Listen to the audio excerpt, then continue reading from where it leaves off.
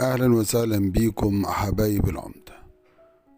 النهاردة وانا كنت على الفيس فلقيت بوست على مجموعة الفراخ البلد، تربية الفراخ البلدي في المنزل، حطها واحدة صديقتنا بتقول مفيش حل في الفراخ اللي بتاكل البيض. حطينا جير وبودرة بلاط وصدف وملح وفيتامينات ومفيش حل. يا جماعة شوفوا لي حل. رديت عليها وقلت لها انا عندي الحل، بياضة العمدة المنزلقة. انا كان عندي نفس المشكلة ودورت على حل، ففكرت وعملت بياضة للفراخ عندي والامور بقت تمام ومبقاش عندي مشكلة. البيضة بتتباض وتبعد عن الفرخة خالص، بتروح في درج بعيد عنها. وانا وعدتها ان انا اصور لها البياضة واشرح لها بتشتغل ازاي. للأسف أنا كنت عاملها من فترة، فأنا هشرح الفيديو برضو يمكن في ناس تستفيد منها. ايه البياضة العمدة المنزلقة؟ اللي بارز عن البياضة ده اللي هو في الجنب هنا في الآخر ده الدرج. ننزل كده ونصور البياضة من جوه.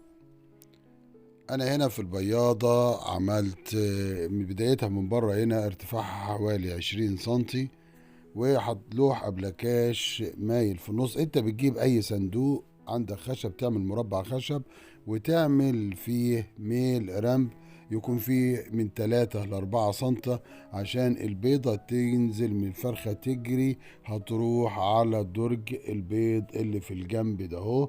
انا هفتحه دلوقتي واوريه لكم. ده درج البيض، درج اللي البيض بيتجمع فيه.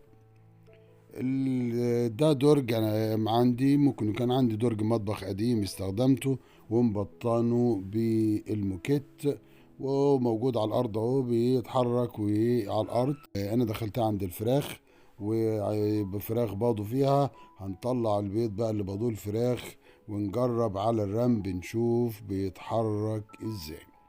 افتح درج يا عمدة وسمي كده وقول بسم الله ما شاء الله. الحمد لله والشكر لله على الخير اللي بيبعته ربنا سبحانه وتعالى. الحمد لله. حتى حجم البيض عندنا الحمد لله بسم الله ما شاء الله يعني كويس.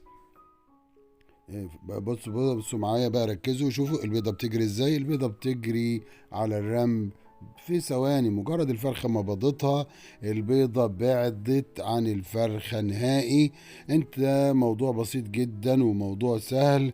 هفتح لكم درج البيض دلوقتي اوريه لكم.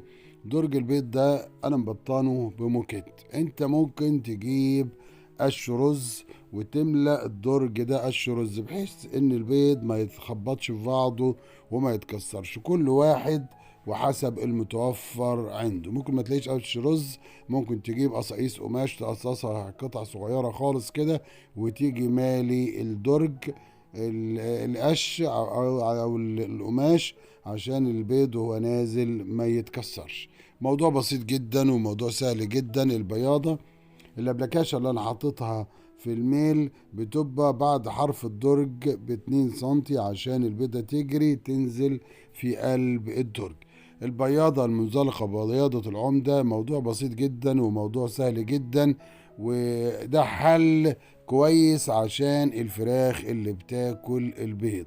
بتجرب الجير وبتجرب بودرة البلاط وما بيتجاش نتيجة. فالحل ان الفرخة تبيض البيضة والبيضة تجري بعيد عنها.